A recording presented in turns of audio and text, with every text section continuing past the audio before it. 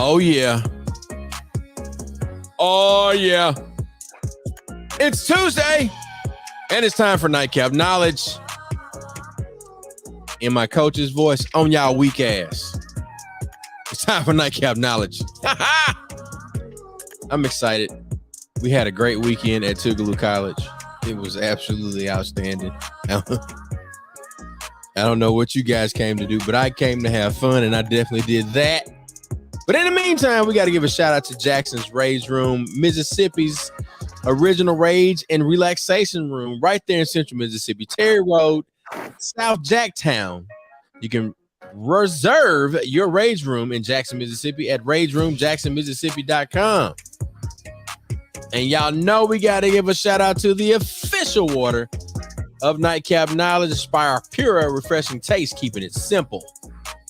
Ladies and gentlemen, it's about that time to put the kids to bed.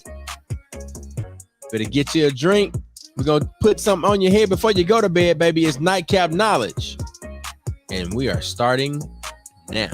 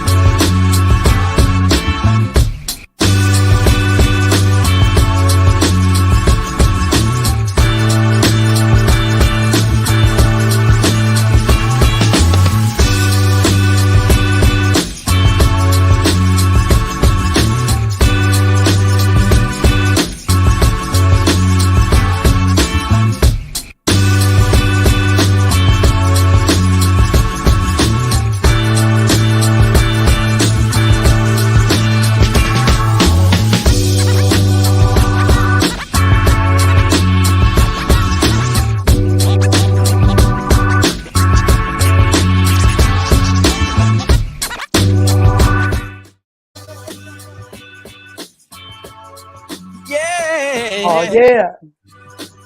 Oh, yeah. Oh, yeah. Get your fingers right. Get your fingers right. Get your fingers right. Oh, yeah. There you go. All right. Hey, Mac, you got your fingers right. You might have to put you in DJ duty now. Might have to put you in DJ duty. Uh-oh. Hey, Mac was flexing all weekend. I heard. Saturday, Mac it was suns out, guns out. I heard and I saw. We ain't gonna go there. We are not going to go there. That poor baby. Yep. Hey man. We got all I'm gonna say is that poor baby. Yeah, you can't say nothing else about that. That poor else. Baby. You can't. all I'm gonna say is it was good. You know, I was able to make it up. And that boy. What you got there, fella? What you got there, fella? That's that. That bottle and bun. Yeah. So let me ask you. Let me see what I got back here to drink, man. Cause see, y'all ain't right. Let me see. Wait, man. Look. Let me call my bartender. Tell you. Let me find one of my bartenders. And everybody, if you don't know, this is Nightcap Knowledge. It is rated Black and Uncensored. Real talk, real issues, real solutions. And we are not always politically correct. But we need to get our drink. So pull me a drink. Hey, Chuck. They go, I cater for the weekend in the comments. Look at him. I cater for the weekend. You see him? Our boy in the comments, man. Marky and the Funky Bunch. B&B Barbecue, baby. I need him to get a vegan burger on that grill right quick. Hey, that's all right. He had that cabbage and corn for us Saturday. Oh, I heard. Butter. Look, don't brag about it. Hey, buddy. Cabbage and corn. Hey, It went down. Congratulations, Marcus. Hey, I gotta say something. I did have a soup plate, and I shared. But this is what I'm gonna say. I was truly proud. Marcus came over there. He went around on Mac's side, and he stuck his head through. I had, the little Tanya, you'd have been proud of my feng shui, my setup and everything. Like Mac got we went out there and we were dog tired Friday night. Well, early Saturday morning. And we set the tents. So all right. Let me get Marcus coming off the screen. All right. So look, we set the tents, Tanya. Everything was in place, trailer in place, tents in place, box truck nearby to where if we need to get stuff, we can get it. Right. Now, we put up the grids. I had the stuff hanging. We had the bar. We had all of the Mississippi Move, like voter registration, voter engagement, voter impact, voter empowerment information, hand sanitizer, t-shirt, cups, and of course, Mac had the bar because he was doing this all. Now, the merch area, like our whole little Mississippi Move nightcap knowledge, I got it made. Alpha 2 Omega Gifts. It was absolutely Yard boy. Yard boy. You know where they came from? No. All right, you figure it out. So I'm gonna keep going. Now, here's what made me proud. Now I want to, give a shout out to B&B Barbecue. One, the food was excellent, right? The food was outstanding. But when he came over and he stuck his head through, like Martin, when he was coming through over that bush, Marcus said, "Hey man, how much that hat is?" And I felt like at that moment, Marcus joined the Tougaloo family because he was like, "Man, y'all done did some outstanding stuff out here." Oh, hey, an honorary Tougaloo family. It was in that moment because he had been up there all week with Mac. Mac had a joker. He did National Night Out. Didn't he do what was it? What was it? National Night Out. National Night Out was like that first week in October, right? Right. And then we had did stuff for the president prior too. And then his uncle across the street, Mr. Banks, to be over there at the house. And right. John Beasley is his uncle too. So we already got the Tougaloo connection. So wait, real quick, while y'all are talking about that's wild, bro. Marcus, put your Instagram information in there so we can share and post and make sure you're getting more business opportunities and so forth. So put that up there. Hey, I don't know. I got to tell you this story. If anybody know my line brother Ant, Ant is country as cowboy boots. What Ant say? Ant came back. Ant came back behind in our tent and said, "Man, what that smell? Man, some smell like some green." I said, "Ant." I said, "We got some cabbage." I know damn well I smell some green somewhere. Them cabbage smell good as hell. He said, "That's it, right? Good as hell." So I'm telling you, man, like you had folks eating cabbage greens on a Saturday evening, like it was the thing to do. Only thing we was missing is some cornbread, pepper sauce. My grandma pepper sauce and cornbread. That's what I'm gonna say. Pepper sauce and cornbread. That's chow chow. My aunt. Chow. Man, I'm stop talking. I'm gonna get hungry again. I just ate. I'm just gonna say this. We had a wang dang doodle of a time, ladies and gentlemen, boys and girls. It was a wang dang doodle. Marcus, don't forget to put the information in there. Come on, love. Put your phone number, bat signal, or something. Put your business name, social media contact, and phone number. You don't know who. I'm happy we book you. I'm happy we had Gatorade left over. I'm happy. There were no casualties at our tent. No casualties. At other tents, we were good. I don't know about it. all I'm gonna say is y'all had a wang dang doodle of a time, and I saw some footage. I'm so proud to be, part of the family and to see, you guys continue to navigate and celebrate in all forms of fashion. Cause Look, what is you eating? Now, Well, Mac, you know I'm gonna get on me if I put like a piece of candy in my mouth. You ain't Hey, told him nothing. This his son ass of don't a need bitch ain't he told him and nothing. he and he and he should know better that he is a professional. He shouldn't be eating on the air. not today, baby. Look, See what I mean? I'm still at the tailgate in my mind. This just a pot. I'm still at home. Well, look, go ahead on. Let's give us our mental health minute. I'm going to grab a drink right quick So because the mental health minute for today. So Chuck, get your ass off camera so we won't be. Thank you. Bye. I was what I got this. I'm the producer.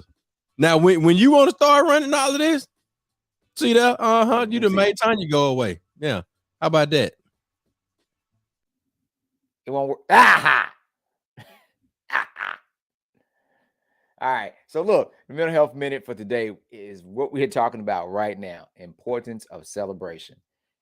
We had a dual purpose for celebration this past weekend as we celebrated one of our friends and classmates that transitioned, but we also celebrated friendship and relationships. We had a good time, man, and we continue to support a school where we was able to form those relationships. Big shout out to Dr. Robert Smith, who said college is about 50% education, 50% socialization, where you will meet folks there that will go on to become your lawyers, your doctors, your friends, and be extended family. And we celebrated that because one thing we have learned, you do not know when. So every time we have a chance to gather, of course, it's going to give some folks some hard times, some ragging. It's going to happen. You know, you pick back up from college years, but also the conversations about family and friends. But so the importance of celebration, create more opportunities to celebrate. I want us as people to understand the importance of friendship and family, and for us to make preparation to take those trips as we do to go to games and big concerts. Take those same trips to go see family and friends and post those pictures of your family and friends the same way we do with celebrities, because the importance of celebration sometimes it's not, you don't have to be anything big. It can be the smallest things, you know what I'm saying? Just celebrate that, because you create memories and you continue to extend and create more relationships. So that's my mental health minute. I'm quite sure we got the Dr. Fred is on. You know, Dr. Fred sounds better than Dr. Smith, so I think his new name is going to be Dr. Fred. I like that. I like that. I'm rolling with it. So we're gonna again, he can expound more upon that, the importance about that, because in social work we talk about the importance of human relationships, right? So it's a real thing. That's why a lot of folks talk about going insane when they're in isolation or in prison. You know, you need other folks to be around you. All right, Tanya, you are up. Talk to us. Tell us something good and stick to it. What's up, everybody? I am I'm jet lag right now. I will say that, and it's kicking my butt. However, I will continue to press forward and give 100% of energy Press on toward the mark. and mezcal. So a lot is happening, man. Like, New Orleans is an amazing city, of course, everyone knows. So our festival season is pretty much all year round. So we have some festivals coming up. Po' Boy Fest up on Oak Street is happening. We just finished Oktoberfest with the Jewish community, I think. No, German community, families and culture. So and we just celebrated Latino, Latinx Heritage Month, and we're still celebrating it. So it's just amazing to know that our world is full of cultures of music, and it's great to celebrate those things. I'm continuing to celebrate music all around. I'm actually preparing for a master class I'm teaching tomorrow about music and the mind, and mind of a soul of a mind, which is just talking about healing through music and creating these outlets within the city. First, I'm starting here, an incubator to provide professional, productive, and resilient artists, because we often give everything, but it's hard for us to sometimes find the stuff to recharge ourselves. So yeah, I'm in a think tank right now of thoughts, and um, just making sure I'm always putting my best foot forward and giving 100% in everything I do.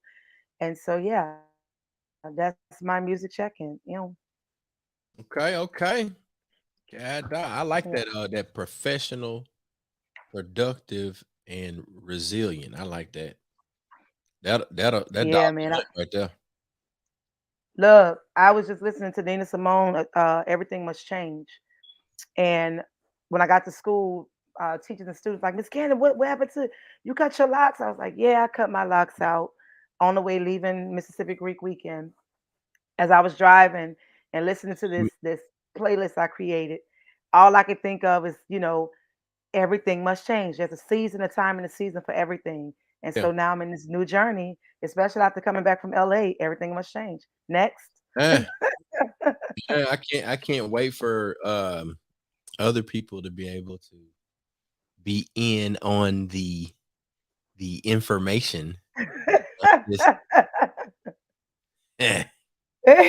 Man, look, all I'm gonna say is this: if we have any aspiring artists, musicians on this, shout out to Stephanie. What's up, Stephanie?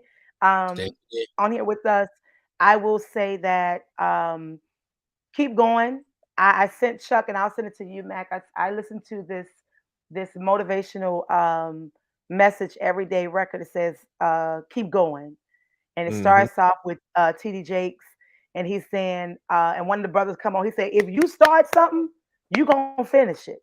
And he says, get a resilient mind, like keep going, figure it out, but you're gonna finish it. So we have to be finishers. If we start it, sometimes it's not for us to finish, but it's for us to pass it on for somebody else to finish it.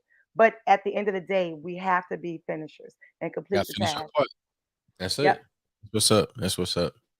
Yep. So that's a segue into our profession. You got to unmute yourself, brother Mac. I know. I thought I hit the button. I was saying, I bet a road get tired of me saying that because that's my thing. We tell them to figure it out. You got to have a figured out type of mindset, and not just say, well, I can't do it because, and you spend more time telling me why you couldn't do it and less time trying to figure it out. And get it done. So, like Chuck just said, we had to figure it out. We set up a whole lot of shit on Friday and Saturday and broke it down. And out of all the people that we had there with us, it was a handful at the end. But you also got to figure it out. That's why we have the equipment we have in case we don't have any help. We know how to break it down and put it up by ourselves. We done figured it out, And the right people are in the place to help. The right people, man. And got to have the right people in the mix. We try to make it happen, man. Tanya came in. I don't know. She came in like a superhero Sunday morning. Hey, baby, I'm on the way. I gotta stop by to holler at the church and have me a parking space. She showed up and jumped out. High energy. Next thing I know, she done put on a whole show hosting. Big shout out to Antron celebrating his birthday, but also kicked off the grand opening for the patio area. And it's a whole groove going on in the patio while we are having a real conversation of brotherhood inside the 219 lounge. Yeah. And it was a good combination. Like, it was really good and something that we have voiced that need to happen more often. So big shout out to all the guys there. Dr. Fred was there and several other Tupelo ones. And it's something, we had a real good weekend, and we were pushing GOTV and civic engagement the whole time. Like, we got to take care of Tupelo, we got to take care of folks, and everybody is high energy and ready for the next one. Yep. Well, wow. What was that? Yeah. Like, what were you? That was all this weekend. In front of us. That was like right there in front of us. Somebody got like a little, a elevated shot over the top. Yeah. Let me tell you something. I ain't missing none of the events. Look, hey, now if I'm, yeah. If you're doing what you do, that's still, different. Man, like, is that ain't on stage? Yeah. Oh, okay. Oh no, I caught all the footage. I'm a bit jealous. I got FOMO right now. I really have FOMO right now. Damn. Matter of fact, I think you need to talk. Did she? Right. Wait a minute. What happened? Removed herself. God, you know what, Chuck? I think we need some help. We need to call in Dr. Fred. It's time to bring in Dr. Fred because hold on. Let me do his theme song. Bum, bum, bum, bum, bum, Dr. Fred, Dr. Fred. Boom, boom, boom, boom, boom, Dr. Fred.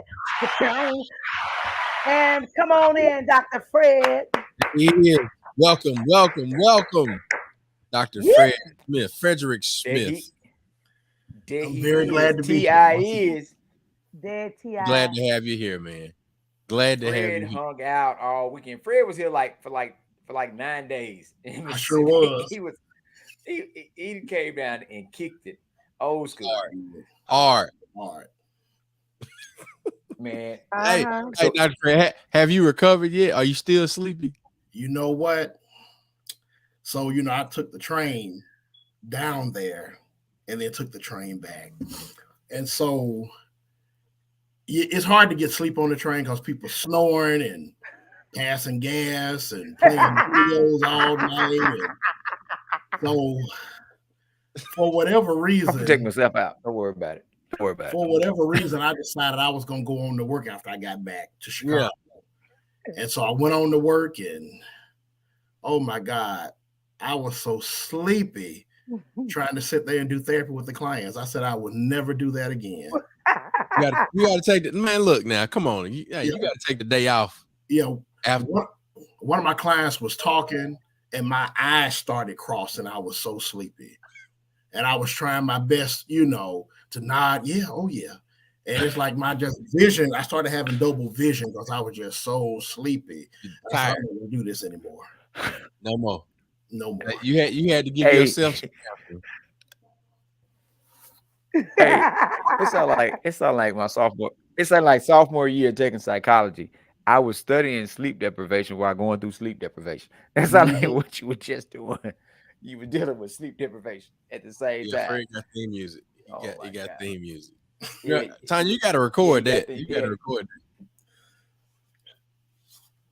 Oh yeah, Fred, you had when you get over 30. Yeah, y'all know I'm multitasking, so I'm doing social media and at the same time, but I got you. Dr. Fred, we'll talk about a contract. When you get over 30, 35, you got to take the day off when you get back. You can't just go straight to work. You can't do that. Pat did the same thing. Pat Bass got on the road and drove back like in the wee hours Sunday morning and went straight into a meeting back in the Dallas area. When I talked to him, he said, "I don't know why I did that." He said, "No way." He said, "I don't know." He said, "Bro, I don't know why I did that. I should have stayed. I don't know why I did that." I was like, "No way. Why?" No. So is there a diagnosis for that, Fred? Do we? I think it's called adrenaline. It's called adrenaline. I ain't even a psychologist because I went right to work Monday too. So, yeah. I call it foolishness. That's what I call it. I won't be doing that. There it is. Wait, Fred, you sure you're not a bishop or a preacher? Because you speak with a certain eloquence of timbre. I told you I came right. He's still anointed. He's an anointed psychologist. And He's the anointed Dr. Fred, the anointed psychologist. He said, that's it right there, Tanya. Dr. I Fred, got it. I'm on it. Dr. Fred, the anointed psychologist. Oh my goodness. Okay, yeah. I got it. I like the other one. I like the boom. The Dr. Fred. I got the bow chicka bow in there. Yeah. We got you, Dr. Fred. Well, she'd have put it on the banner already. She'd have put it on the banner. It's official. It's official. Dr. Fred, the anointed psychologist. Look, Dr. Fred gonna come in there and tell her, I want you to lay down on that couch. and I want you to think about the last time you had the thought of wanting to say something negative. But I like that. Yeah. All right, I want that run. All right, now you rock that. No, Fred, you don't need no sidekicks. You don't need no assistants. No, you don't need. Wait, Stephanie said, "No, ma'am, he's not. He is not a preacher." Stephanie. Stephanie. Think about the what you mean. Crying. Fred, these got to be some of your family members that know you. They are. Some of your Oh, look at all your people on Oh, here. wow. Hey, Melinda, your auntie on here. Hey, Auntie Melinda. Hey, Said, Petey. So, Fred, Tell Stephanie don't put all my business out there, please. right? don't Please don't encourage encourage that this foolishness. Heck nah. What's up? What's up, Gloria? Oh man. Okay, Hell yeah, that's what's up. Gloria. That's my buddy right there, Gloria McCray Watson. Known her for a long time. That's what I'm talking about. Y'all better come on out here. There go Marcus. Thank you, Marcus. Go ahead. Oh, he must still be at work. He's still at Hattie's Chicken and Waffles. So look, go ahead, Dr. Fred, and talk about Dr. Marcus ribs on the grill. And those of you who had them, you may think about them. Come on, anointed psychologist. Come on. Well, AP. Come on, ever had Marcus Banks ribs make you wanna slap your mama.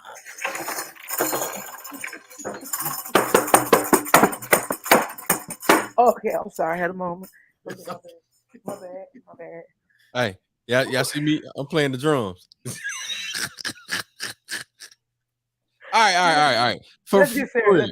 For real. Let's get serious. Shout out! We got Korea on here, y'all. Shout out to Jess Horton in Korea.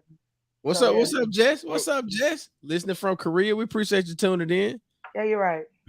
But yeah, so Fred, we wanted to talk with you tonight about mental health and wealth, and then there are a number of things that you and I have spoken about in general conversation. But one of the things that I definitely wanted us to highlight was the space that we carved out in the midst of all of the festivity, all of the party, all of the great time that we had. We were able to carve out a space where brothers were able to cry a little bit, speak their truth, talk about, how they carve out space, whether it be, where one or two are gathered or where there's a larger group. So we want to, kind of frame this conversation around mental health and wealth for Black men living in America and having to create safe spaces, mentally, physically, emotionally, spiritually, wherever they need to, and all of the things that go along, with that from your perspective as a mental health counselor and psychologist. So, you talk about your experience from the Brotherhood Brunch, and then, talk about some of the other things that you may be doing research on and all of that, man. So we're just going to have a great conversation tonight, and make sure that we do what we're supposed to do. We do God's work while we can do it. Absolutely. With regard to mental health, specifically in minority cultures, of course, we as African Americans, we're in a minority culture, and of course there is so much, like I said on the previous podcast, so much stigma, surrounding mental health and the need for mental health treatment.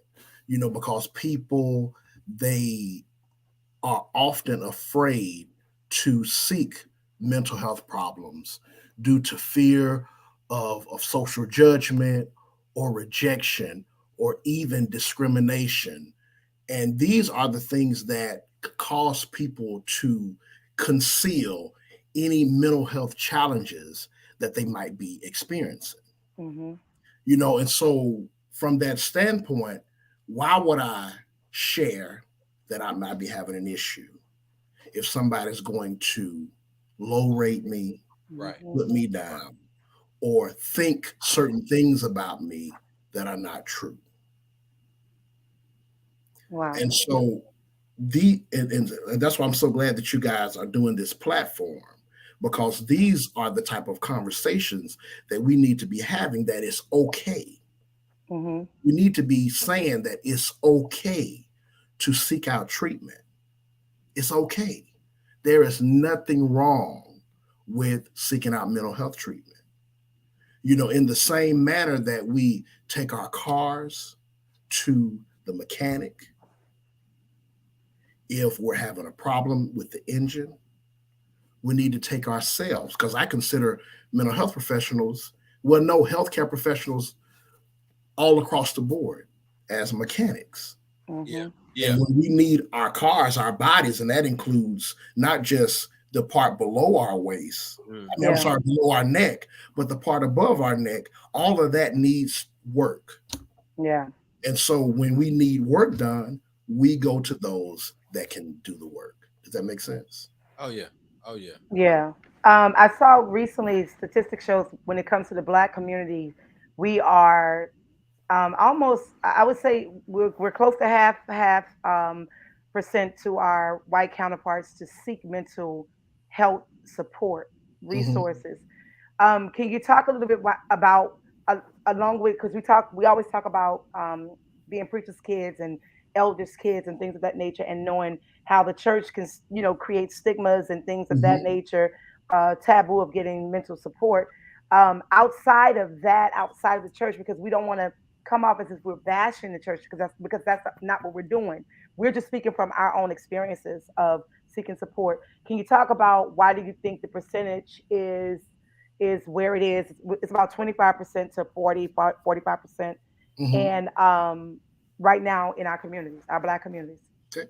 Well, one thing is that, of course, kind of piggybacking on what you're saying about the church, where you have people in the church saying, oh, you don't need to go seek treatment. You need to get you some Jesus, or you just pray it away. Pray it away. And sometimes you have to do a little bit more than praying. And of course, we can't expect for God to come down from heaven and fix whatever situation that we have going on. That's why he put people in place to do that. Praying is fine. Like Stephanie is saying, praying is fine, but you also still need to seek treatment. Yeah. And then even with another issue is that people don't recognize when they need to seek treatment. Yeah. I think that's a big point. And I think we've talked about this previously. We don't really know what those signs are. Like we're not, in new student orientation, in staff development, in onboarding, however you want to, you onboarding kids to college, you onboard, staff into your campus community. We're not getting, I didn't get no mental health training. And what we 20 years removed from 2000 graduation. So think about where young people are now. One, Tanya's mentioned this. We came out of the pandemic. You got a whole bunch of kids that graduated high school in a pandemic.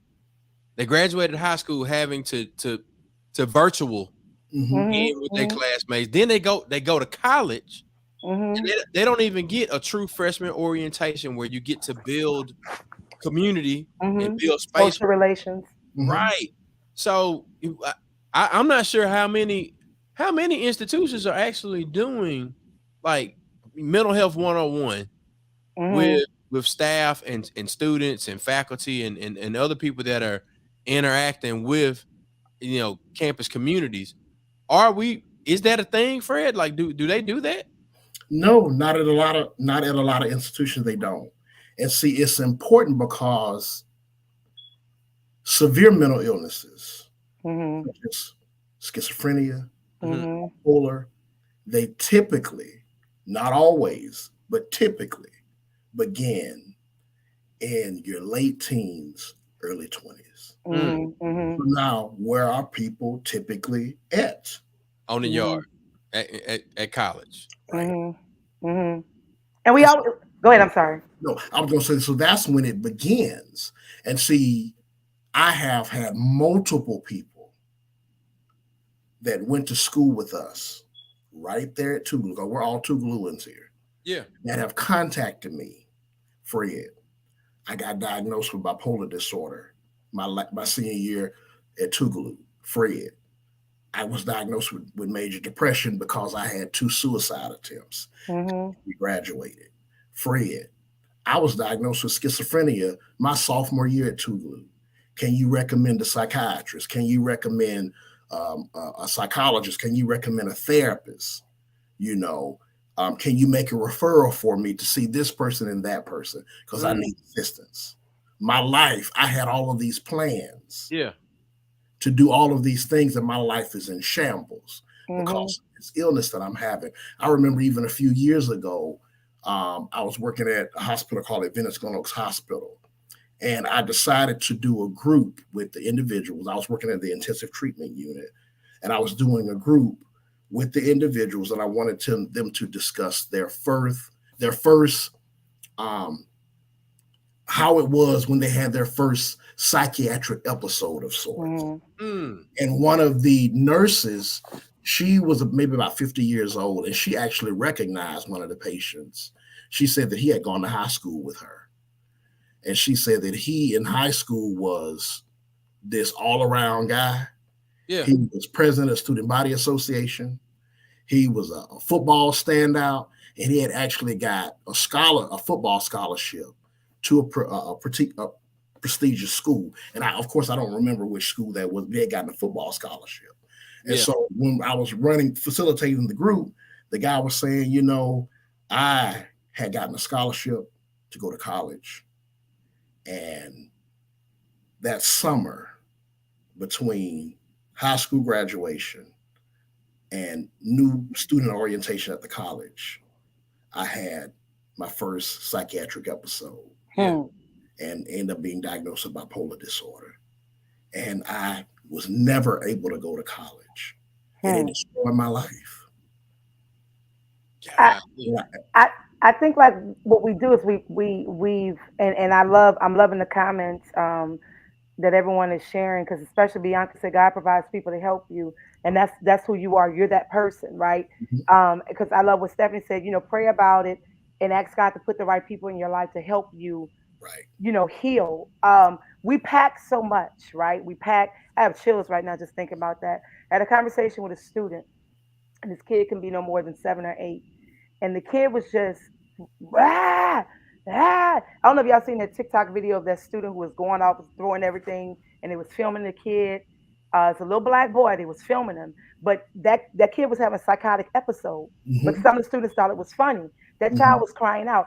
And I'm sitting here listening to you, and I'm just gonna be obedient because ancestors are like I want you to know what was just told to me was our first therapist was either our grandmama or our mama or dad is somewhere in the living room, right, in our house. Mom and dad and them and grandma and them had this gift to give us the words that we needed to know that we still have today. And some of our grandparents just had that wisdom. And in giving us that, some of us are where we are on the prayer, the strength of those grandparents and mamas and daddies that are still providing what we need. And so it's okay to come out of Stockholm's, because I was one that was in Stockholm's. I was one dealing with major depression and suicide attempts. So I know what that's like. And being a preacher's kid that I am, I had to remove religion and find relationship and spirituality, right? So I feel like that's what we don't understand, that just because I am the church. I am God. God is within me. I'm God's child. Yes. And so with me being all of that, I ask God to always, whether I'm around the world, no matter where I'm at, I'm still going to be blessed. So if I don't walk on your 4 walls, God is going to still put me where I'm supposed to be, because it's divine alignment and a divine assignment. So that's why we're here tonight, to get the divine assignment. Right. And then here's the next thing. Amen, lights. Here's the next thing. We were just talking about praying about it. Yeah. You pray about it, but when God answers your prayer, why don't you want to receive it? He sent you the therapist or the psychiatrist that you needed. You can't rejected it because you don't even see it. Yeah. So he gave you what you needed, and you still. That's the story we heard graduate from high school about the man in the neighborhood. And my neighborhood actually flooded like 2 years before I graduated. And I really identified, you know, about sending the boat The old man was on the porch, and the fireman came through. Said, "Old man, come on." He said, "Nope." He said, "My God said He always take care of me." Lord. And he waiting on the Lord. The second time they came back through, he was on the second story. And then when they said, "Come on, old man, we got to come get you," he said, "Nope." He said, I'm gonna stay here. I'm gonna wait on the Lord." The third time they came back, they said, "We can't come back again." He was on the roof. He said, "Nope." He said, "I'm gonna stay here. I'm gonna wait on the Lord. He ain't never forsake me." He drowned, got to heaven. He said, "God, I've always served you." What God say, Mac? He said, "Why did you forsake me in my time of need?" He said, "I sent you that boat 3 times." Yeah. And we don't recognize the opportunities of when certain things happen, you and your need, right? Real story. I was just got in my apartment, no money, right? My apartment in Cedar Stone, needed gas. All of a sudden, I checked my mail. George Mama, Miss Lily Mae Ross, had sent me $20 for graduation. Now, graduation was in 04. This was 06. So those stories like that stick out because the opportunities in situations like that is providing. You know, it might not be that $200 you might have thought you needed, but it was something, as the old folks said, they gave you to keep the hanks off. And so when we talk about this conversation, like, man, like everybody got into the conversation Sunday. It was like, we need to do this. We need to have this conversation again. And continue to do it. And one of the main things that was said by one of the guys is consistency. Like, if we're going to do this, and I start unpacking all this shit, are we going to do this for real? Or are we just going to do this for show? You know, and I think that's one thing is people knowing that you are really committed to the process, that we're going to help you and listen, and not just show up this one time. Are we really going to do this? Yeah. And see it through. Go ahead, Chuck. I see something percolating in your head over there. Well, shout out, Gloria. We actually know what the Hanks is because we had to have them kept off a number of times. Right. But it's a lot of confirmation in this conversation. Earlier this evening, let me say it like this.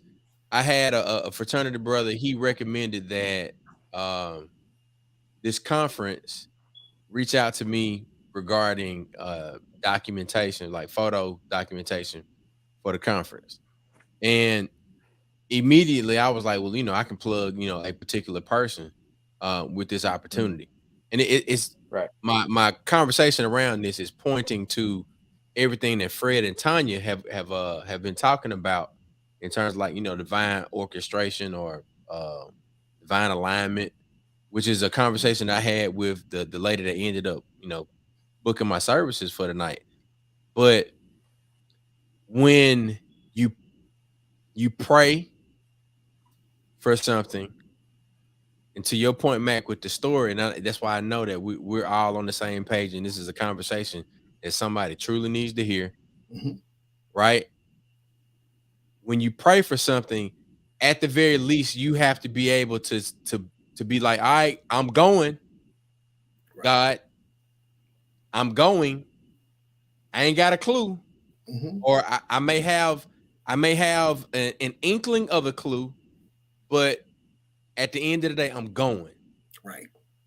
Because I pray for the opportunity to have increase. But you might not be able to get increase, not even no might. You're going to have to go. I'm looking over here. There's a scripture, Proverbs 22:6. In the way they should go, you got to go. Right.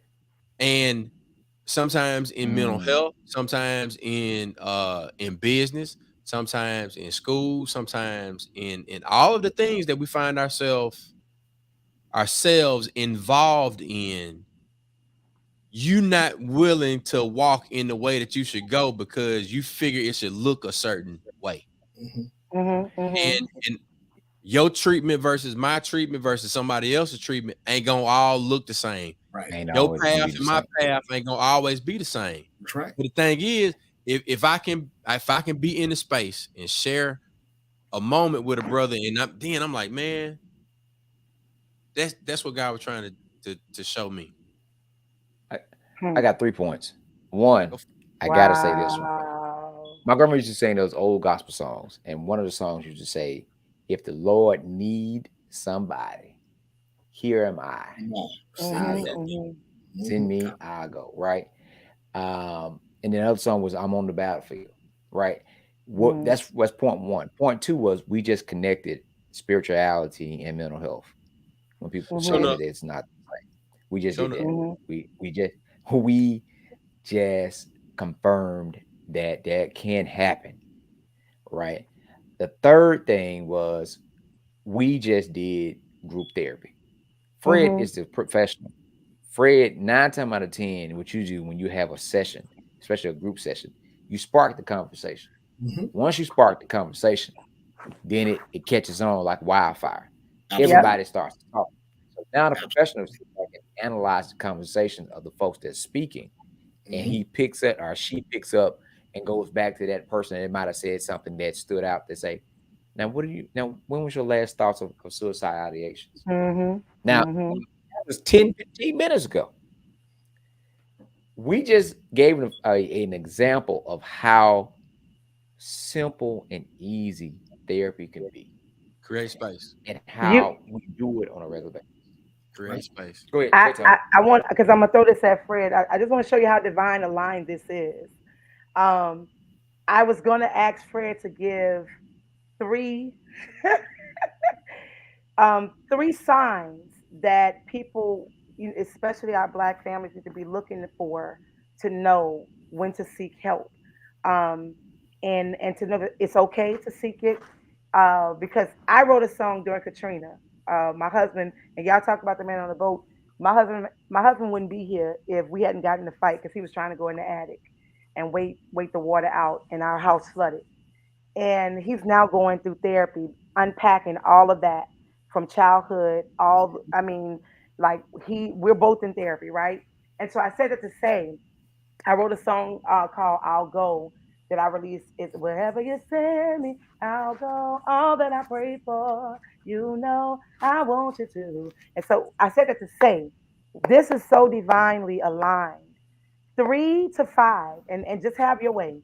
3 to 5 points. And for those who are in the comment section, if you have family members and you've been seeing signs, this may be your time to advocate for that family member that needs that support.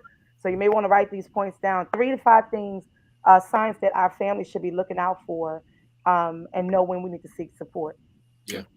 Well, I wanted to kind of just start out by just giving some of the signs and symptoms of different mental health disorders. Because see, even though the disorders are different, some of the symptoms of these different disorders, they overlap. Okay, when you see these signs and symptoms, not just in this diagnosis, but also in that diagnosis as well. Okay, and now I don't want people to try to go in and self-diagnose. Okay, because a lot of times people will go on, you Google a disorder. Go WebMD it. WebMD it, and I have those signs.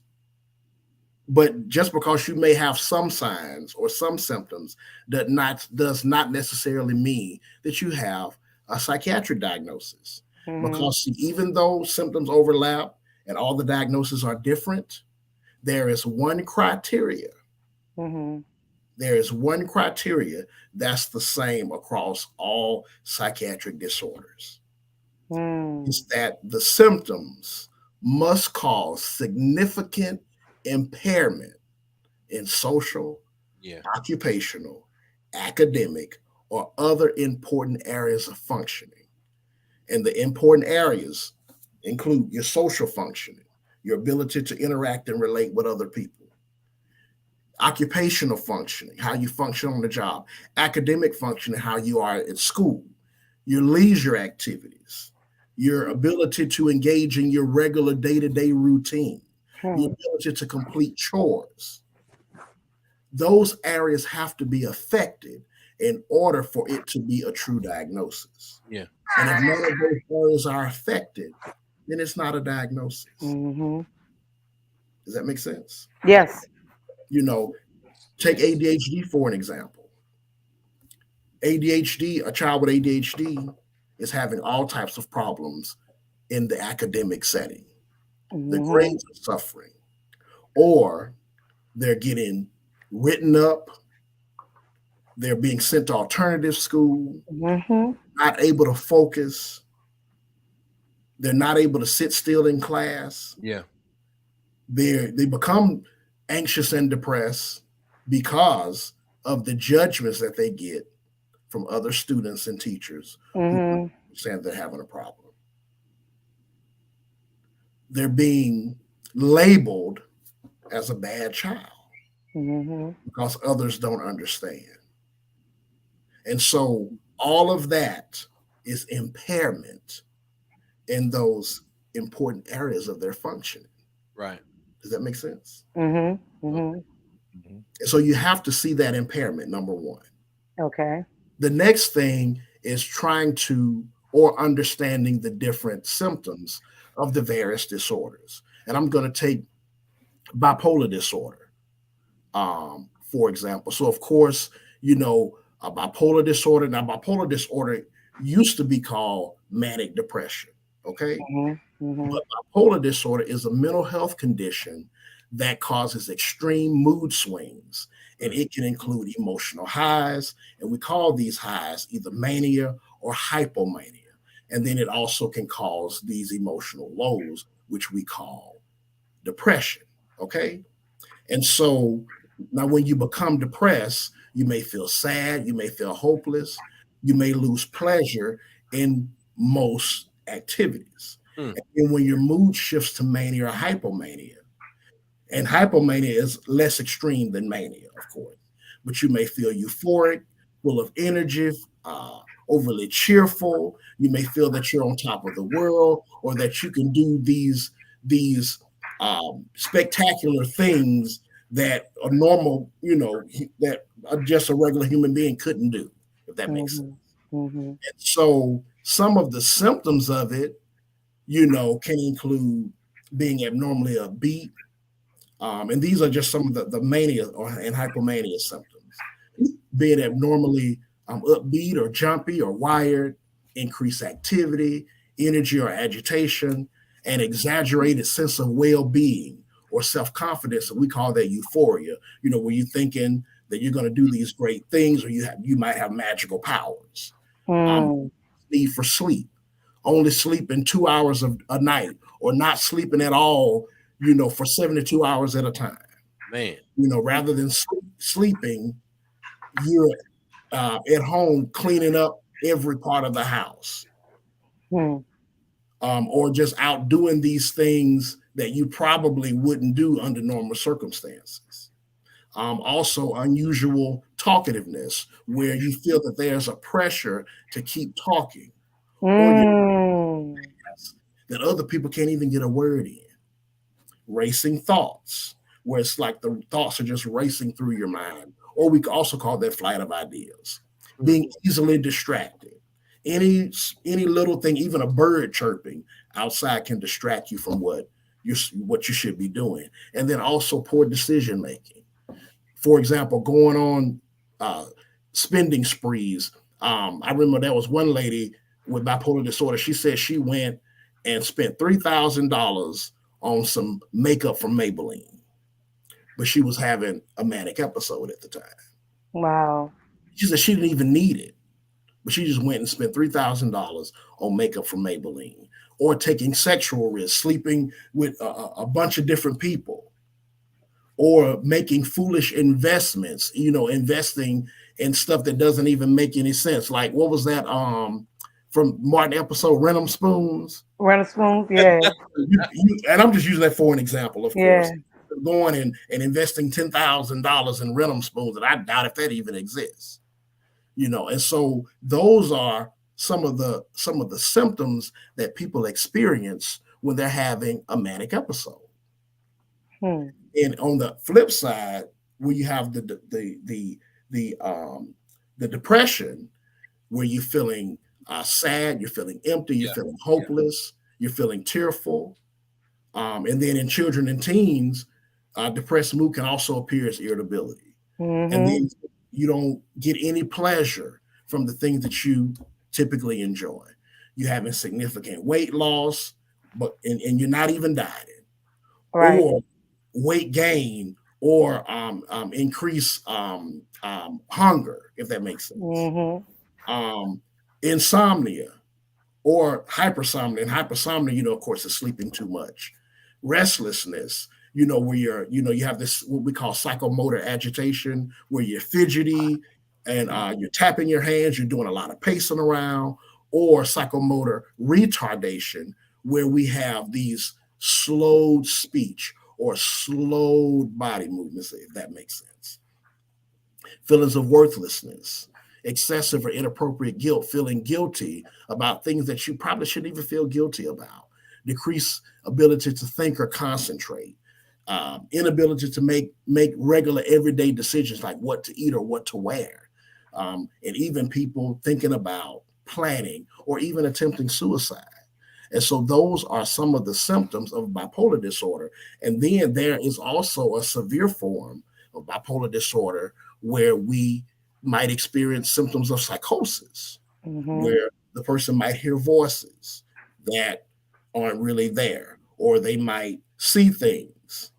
We call those auditory and visual hallucinations, or they might have delusional thinking, where a delusional thinking is firmly fixed beliefs that are not based in reality, where I might think that Mac is trying to kill me, but that's not even true. Does that make sense? And so those Absolutely. are the symptoms that people experience when they have bipolar disorder. Let, let me ask you this, and I thought while you were talking, I'm just being so obedient because um, when you're saying, we often talk about when people need help, but Mhm. I rarely hear us talk about and you said flip side, which confirmed what I was thinking. We rarely talk about some success stories of Mhm. those who've received mental health support. Can you talk a little bit about, um, I mean, you don't have to be specific in your clients, but just in, people that who are now recovered, healing, have found that support in that space. What does that look like? Okay. Well, that looks like people being able to rebuild those relationships that have been destroyed because of the impairment Hmm. in the social functioning. Rebuild that ability to go to work and be productive because of the impairment in the occupational function. Being able to regain that quality of life that they had lost. Um, Being in a depressive state, you may not have even had the energy to go to the Tougaloo Alumni Weekend because she was so depressed. And we had a great time. But if you're depressed, you don't have any motivation to engage in any of those type of activities that would bring you pleasure. Mm. That makes sense. Yep. You don't have that motivation. And see, what we do, a lot of one of the interventions that I do with clients when it comes to depression is I have them to engage in behavioral activation. Okay. And what that is that you push yourself to engage in pleasurable activities. Because when you engage in pleasurable activities, those affect the pleasure center in the brain, which leads you to experience positive emotions. Does that make sense? We Hmm. can't wait for our brain to tell us to go out and have a good Right. time. We Mm, have to do it ourselves. yeah. Does that make sense? Hmm. We usually say this all the time at the beginning, but listen out there, I want everybody that's paying attention right now to go ahead and share this in your groups, share this with your friends, share this and inbox someone you know personally that might need this. Like send them this personally, without putting their business in the street. Send this to them and let them see this and understand. And as we uncover and tear down the stereotypes about mental health, but also breaking it down where you can understand the diagnosis and what people need and the symptoms. And I know some people are watching, and I want you to share this because we're talking about some real shit. We're talking about something that can help save somebody's life that you know. And when you learn mental health first aid, it's same as regular first aid. You might recognize this in a complete stranger, and recognize that this person is having a episode, and be able to clear the room if nothing else. If that person look like they might be getting into a very agitated state, but share this with folks. Share this with somebody. Drop it in their inbox. Share this with them in your groups, and we need to continue to have these conversations. But also, again, as somebody alluded to, we need to identify that person that is for the people, that's for the community, and not just a good test taker. Right. And that people can really relate to and can talk to, and say, hey, I'm not gonna tell you just to go get help. I'm gonna tell you go see Dr. Fred. Right. Somebody that's gonna be there. With somebody. Connect them with somebody. Absolutely. And see, one other thing I wanted to kind of touch on really quickly, because of course I did, a stint as a forensic psychologist for several years down in Georgia. And so, of course, forensic psychology refers to the interaction between mental health and the legal system. And so some of these symptoms that I'm talking about can lead people to get involved into things that could have negative consequences, if that makes sense. The largest mental health treatment facility in the United States is the Los Angeles County Jail. Okay. And I'm not saying that because I don't want people to misconstrue what I'm saying. I'm not saying that if you have a mental health disorder, then that's going to lead you to get in trouble with the law. I'm not saying that, because there is no research that shows that a person with a mental illness is more likely to be arrested or be accused of committing a crime than the general population. I'm not saying that at all. But what I'm saying is that there are some mental health symptoms that can serve as risk factors for a person engaging in unlawful activity. Okay? Just like there are risk factors that can lead a person to start experiencing mental health symptoms. Take post-traumatic stress disorder, for example. Some of the risk factors of the disorder include a person's experiences, okay? Combat trauma, natural disasters, being in a fire, motor vehicle accidents, physical abuse or physical assault, sexual violation, natural disasters,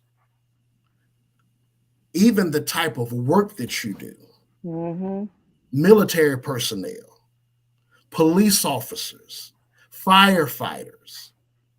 They are all going to come in contact with potentially dangerous situations. And so those experiences can increase a person's risk factors for developing post-traumatic stress disorder. Now, just as I said earlier, with regard to risk factors that would lead a person to engage in unlawful activity, everybody that has these traumatic experiences do not go on to develop post-traumatic stress disorder. But some people do. Yeah. That makes sense. In the same vein that everybody that has mental health symptoms does not go off and engage in illegal activity, but some people do. Does that make sense? And so that's why it's so important for us to be aware of these different type of symptoms and what the potential could be. I remember I had a friend of mine who was telling me that she had just become the guardian of some of her family members, And one of her family members was starting to have mental health symptoms where he was thinking that the neighbors were trying to hurt him.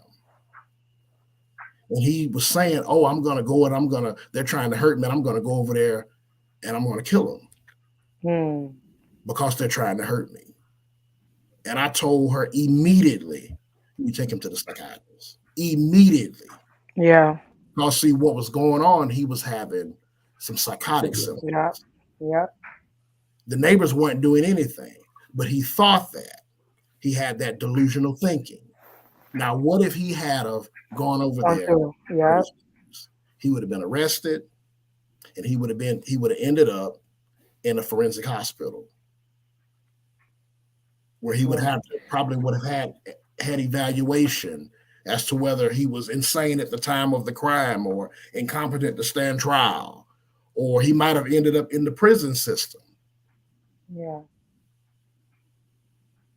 But what I told her to do and got him mental health treatment. And now but he's thriving. Does that make sense? Yeah. You know, one of the things that we talked about, that's a whole nother conversation, is the misdiagnosis and the treatment of African Americans with those diagnoses. And especially talking about the interaction with law enforcement. In certain states, they call it code 5150. But if you don't have the capacity to understand or recognize mental health, and when you come up on someone that's exemplifying some type of psychosis and you approach it wrong, number one, yelling, or the worst thing you could ever do is touch someone. Yeah. And all those things happen and it escalates. But then you go back into mode and say, oh, I told them these commands, but you made the situation happen, but you blame the victim. It's so much when you start talking about mental health and how the competency is very, very low on how to interact with folks and not recognize that someone is dealing with something, and that maybe you need to use a different approach to be able to get them to do what you want them to do. And see, even with people like with police officers, they really need mental health awareness training, because you're giving this person that's having a psychiatric episode a command. They're not capable of following your command because they are what we call internally preoccupied. They're not capable. So you can't expect for them to do what you're telling them to do because they're in a state where they are not able to understand even what you're telling them. They may not even be seeing you. If they're having a visual hallucination, they may be seeing devils. Right. Yeah. Okay. Or if they're having auditory hallucinations, they may not be hearing what you're saying because of all of the chatter going on in their head. Everything else. Fred, this makes me think about the void that is there and how you might be able to fill that void, or at the very least begin to bring highlight to that particular void. So what I'm thinking is that, and I don't know if it exists already. I know that we had, I think it was Gilead, the HBCU road trip on the yard. Fred, you saw that, Mac? Did you see that trailer? That was on the other side of away from us towards the basketball court. Well, what I'm envisioning is that like there's some sort of training that happens where, for instance, a former forensic psychologist, mental health counselor, and practicing psychologist has a class where they do mental health first aid training. And Mac talks about this all the time because he's been walking in these types of trainings and actions with actionable steps within a particular organization on what to do when when X happens, then Y, type of situation. So what I'm thinking is, man, like all of the people that we know, I know you, Fred, you were there, Bert was there, We got Mac there, and Mac led an awesome conversation. Guiding that conversation around truly opening up and creating space. We got to train these folks at HBCUs and the student leaders to be able to identify, you know, whether it be at the very least or like super quick. We ain't asking you to, make a full diagnosis, but hey, here are Know the the steps. signs. Here are the steps. Know the signs. And then once you know the signs, then what do you do? Who do Yeah. you contact on campus and all of that? So I I, think, man, that's what, if anything that we can do, that's what we're supposed to be doing with this particular conversation. This is one of the deliverables. I mean, Right. I think like people with heart attacks, they tell you know the signs of a heart attack, know the Mhm. sign of a stroke, know the Right. sign of this, and that's even more the reason why, because we don't want the conversation to end, but we all know because Melinda says she going to bed. Uh, I'm sleeping and, too. I'm and still look, sleeping too all of good. us. But this is not. We're not done just yet. Everyone in the comment section, we're coming back in November to have a round table with some of our other cohorts and professionals to talk more about putting Yeah. these resources in place because we're coming up on the holidays and we know it's one of the toughest times that people Mhm. deal with depression and all of these different manic, episodes and so forth. So we're going to continue this conversation in November, bringing other. We have a child psychiatrist and adolescent. I can't remember her title. Coming on. We also have a lawyer, first Afro Latino lawyer coming on.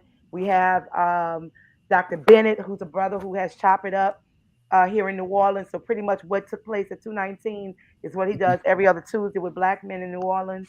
And I'm also formal trained working with Black men in Orleans Parish prison system, OPP, which is one of the hardest prisons in back of town. There used to be.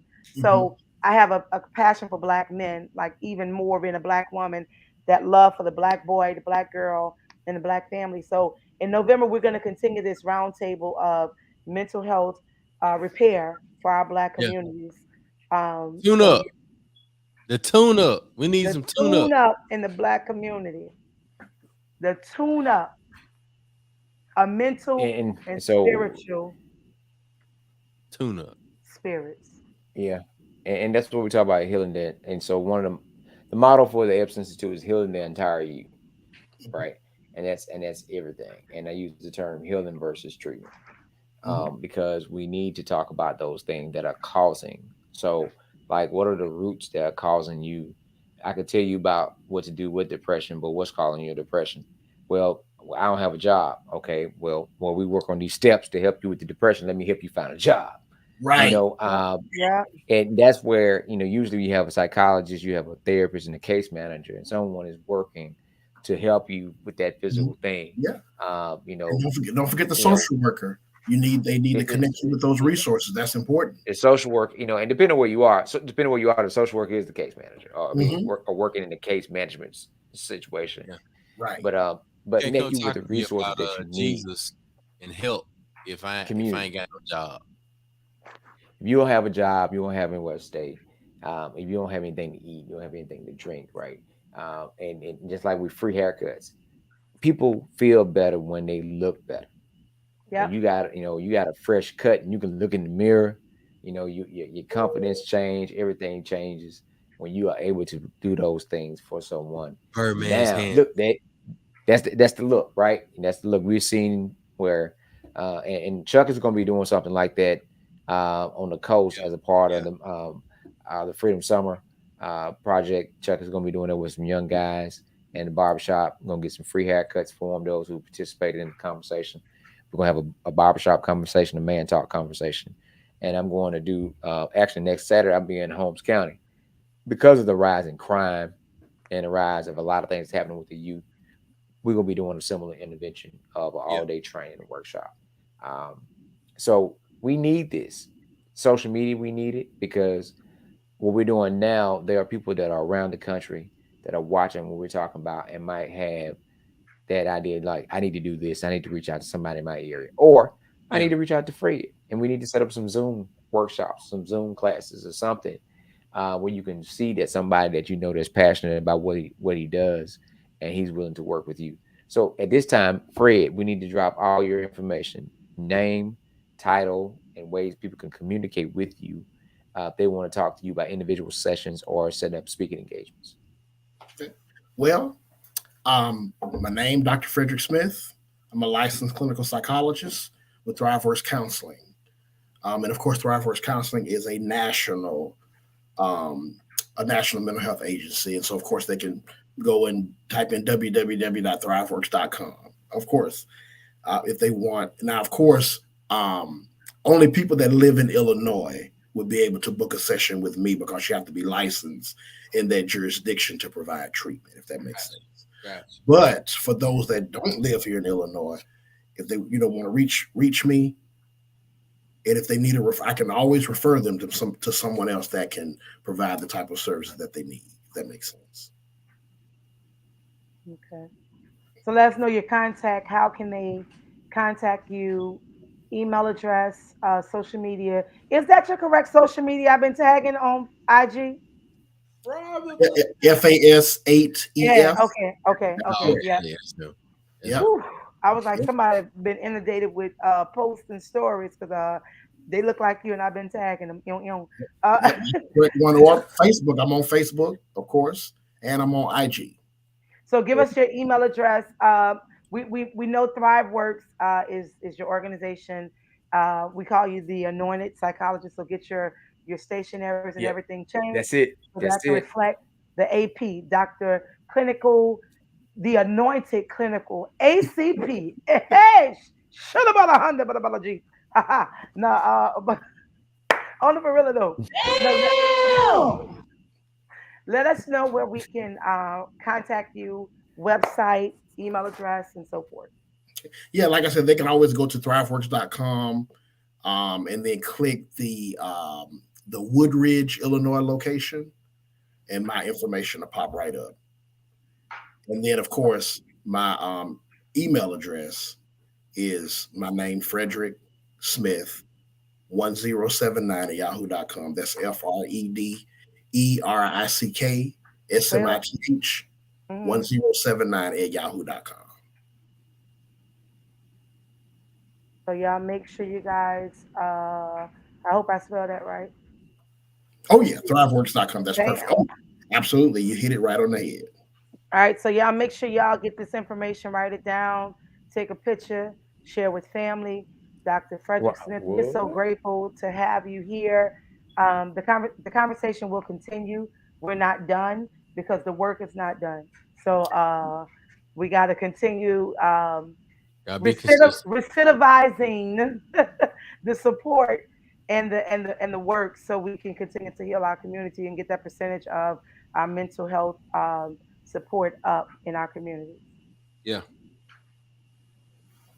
So thank you again, Dr. Frederick Smith, Dr. Fred the Anointed. Good night, Bianca. You out of here? Thank you, Bianca. Make sure you're following us on Instagram. You guys can follow us on Instagram at Nightcap Knowledge. Look, this is what happened when you party for consistent weekends. Hey. None of these motherfuckers got nothing. Oh, I'm sorry, Auntie, my bad. We're not censored, Auntie. I'm sorry. That's how she act. See, she try to act. She the good one on here. I never said that. I'm a whole Leo around this piece. You heard me? I'm sorry, Auntie, but that's what happened when they party and you go to work the next day. Thank you for your journalist. Hey, buddy. Hey, I'm be real honest. It was a great conversation, but buddy, I'm tired of the month. Me too. I'm so look. Hey, we gotta get the watch our Instagram. Go to our Instagram. We're gonna do a Nightcap Knowledge social set, social something where y'all can come out and talk to us. And we're gonna do a live Nightcap Knowledge, probably in New Orleans, probably on the coast. But we want you guys to be a live audience.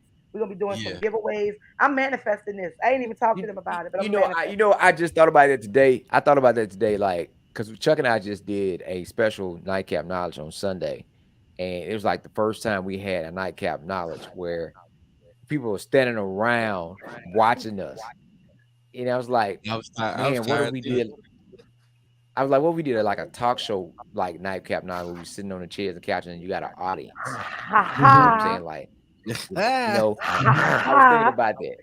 And everybody enjoyed it. If you go back and look at the video of the scenery, like outside on the campus, that shit was sexy. super special. Bruh, so that sounds like an in the living room nightcap. No chaser. Look, Chuck behind the DJ booth. I'm behind the bar. We just tired. You behind the keyboard. This is what happens when you, Stephanie. We have been going consistently since June. Gloria says she could have used 2 days. I'm lying. I'm sorry. You're right, Gloria. We've been going since May. Mississippi Greek Weekend.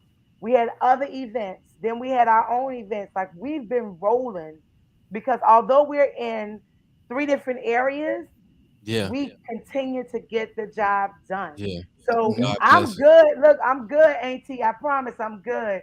We just tired, not tired. We tired. It's a difference. And I'll say that Jackson homecoming. Homecoming this week. Right. And see, and I'll say that, you know, hey, I had a great time at the alumni event, but I was so worn out. I mean, hey, I was over at the Q tent. I went over there to eat. Did you argue or you went argue? But then I was also mingling in the crowd because there were some people that I had not seen since I graduated. Red was out and about. And so I was out. Like, I was out. They say be out, bros. I was out. OWT. Look, he was so out. He sat down next to me and he said, so we at the bar Sunday. Let's talk about what we're gonna talk about Tuesday. I was like, brother, I love you, but this is not the setting. I done had about 4 drinks. This is not, and he was so obedient. He was like, okay, we're gonna wait till Tuesday. Oh man. Hey man. Well, look. That was my first time meeting you, but that's realness though. But on the for real though, we love you guys. We thank y'all so much for tuning in. Make sure you follow us at Nightcap Knowledge on IG, Facebook. We're here every Tuesday night, 9 p.m. about to manifest our next guest, Nola Black Eats. We're gonna be talking about what you can eat in New Orleans when you're in town. Sis, I ain't even asked her yet, but I'm just gonna manifest it. So y'all stay tuned, follow us. You're gonna know what's coming next, and we about to go. Where we about to go, Chuck? We going. Thank y'all for tuning in. Baby, when I tell you I'm about to go to sleep, Shelly gonna be like, boy, go to bed. Baby, I love you. Baby, I love you. POP, hold it down. Hey, we'll see y'all right back here next Tuesday. Nightcap Knowledge. You know what the guests will be. You might not know what the guests will be or who they might be or what. It is what it is. It is what it ain't. But it's going to be what it's going to be. You know what I'm talking about? Straight like that. Get your nightcap. Put some on your head before you go to bed. We had a great conversation. We'll see y'all. Peace out. Nightcap Knowledge, 9 p.m. Central every Tuesday.